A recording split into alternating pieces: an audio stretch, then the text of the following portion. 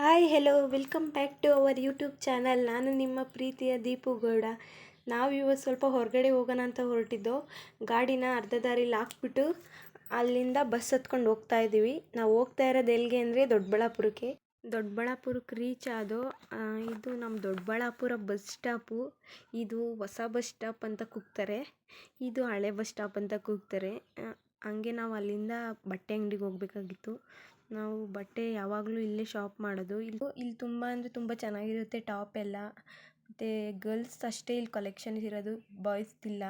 ಚೆನ್ನಾಗಿರುತ್ತೆ ತುಂಬ. Tops, frocks, long gown ಎಲ್ಲ ತುಂಬ ಚೆನ್ನಾಗಿರುತ್ತೆ. ಅಲ್ಲಿಂದ ತಗೊಂಡು ಆಚೆ ಬಂದು ನನ್ನ ತಂಗಿ ಕಾಲೇಜ್ ಮುಗಿಸ್ಕೊಂಡು ಬರ್ತಾಯಿದ್ಲು.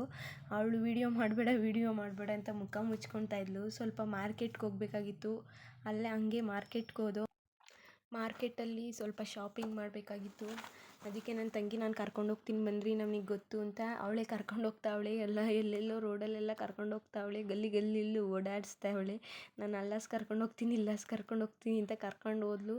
ಹಾಗೆ ಸ್ವಲ್ಪ ಮಾರ್ಕೆಟಲ್ಲೆಲ್ಲ ಶಾಪಿಂಗ್ ಮಾಡಿಕೊಂಡು ಸ್ವಲ್ಪ ಮೊಬೈಲ್ ಅಂಗಡಿಗೆ ಹೋಗ್ಬೇಕಾಗಿತ್ತು. ನಾವು ಹಂಗೆ ನಡ್ಕೊಂಡು ಮೊಬೈಲ್ ಅಂಗಡಿ ಹತ್ರ ಹೋಗೋಣ ಅಂತ ಹೋಗ್ತಾ ಇದ್ದೀವಿ. ಇದು ನಮ್ಮ ದೊಡ್ಡಬಳ್ಳಾಪುರ ಮಾರ್ಕೆಟು, ಹೂವಿನ ಮಾರ್ಕೆಟು, ತರಕಾರಿ ಎಲ್ಲ ಅಲ್ಲೇ ಸಿಗುತ್ತೆ. ಈಗ ಸುತ್ತ ಹಳ್ಳಿ ಜನಗಳಿಗೆಲ್ಲ ದೊಡ್ಡಬಳ್ಳಾಪುರನೇ ಸಿಟಿ ನಮಗಿಲ್ಲಿ. ನಾವು ಚಿಕ್ಕ ಹುಡುಗಿರಿಂದನೂ ಅಷ್ಟೇ ಇಲ್ಲೇ ದೊಡ್ಡಬಳ್ಳಾಪುರದಲ್ಲೇ ಬಟ್ಟೆ ತೊಗೊಂಡು ಹೋಗೋದು, ತರಕಾರಿ ಎಲ್ಲ ನಮ್ಮ ಅಪ್ಪ ಅಮ್ಮ ಇಲ್ಲಿಗೆ ಕರ್ಕೊಂಬರ್ತಾ ಇದ್ದಿದ್ದು. ನಾವಿವತ್ತು ಮೊಬೈಲ್ ಅಂಗಡಿಗೆ ಏನಕ್ಕೆ ಹೋಗ್ತಾ ಇದ್ದೀವಪ್ಪ ಅಂದರೆ ಮೈಕ್ ತೊಗೊಬೇಕಾಗಿತ್ತು, ವೈರ್ಲೆಸ್ ಮೈಕ್ ತೊಗೊಬೇಕಾಗಿತ್ತು. ಅದಕ್ಕೆ ತೊಗೊಳೋಣ ಅಂತ ಹೋದೋ. ಮೊಬೈಲ್ ಅಂಗಡಿ ಸಿಕ್ತು, ಅಲ್ಲಿ ವೈರ್ಲೆಸ್ ಮೈಕು ಕೂಡ ಸಿಕ್ತು. ಅದನ್ನು ಎಲ್ಲ ಅಂಗಡೀಲಿ ನೋಡಿಕೊಂಡು ಚೆಕ್ ಮಾಡ್ತಾಯಿದ್ದೋ. ಸ್ವಲ್ಪ ಚಾರ್ಜಿಂಗ್ ಆದಮೇಲೆ ಚೆಕ್ ಮಾಡಿಕೊಡ್ತೀವಿ ಅಂದರು. ಅಷ್ಟರಲ್ಲಿ ನಾವು ಏನಾದರೂ ತಿಂದ್ಬಿಟ್ಟು ಬರೋಣ ಅಂತ ಚಾಟ್ಸ್ ಅಂಗಡಿಗೆ ಹೋದೋ.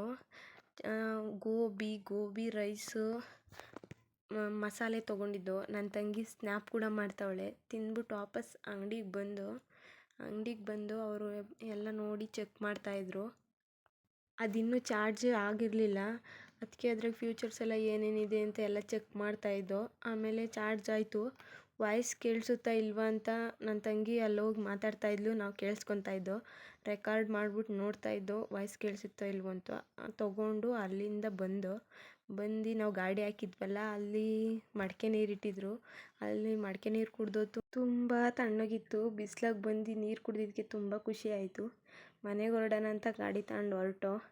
ಹಾಗೆ ರೋಡಲ್ಲಿ ಮಾತಾಡಿಕೊಂಡು ಮನೆಗೆ ಬಂದೋ. ಇದಾಗಿತ್ತು ಇವತ್ತಿನ ವ್ಲಾಗ್.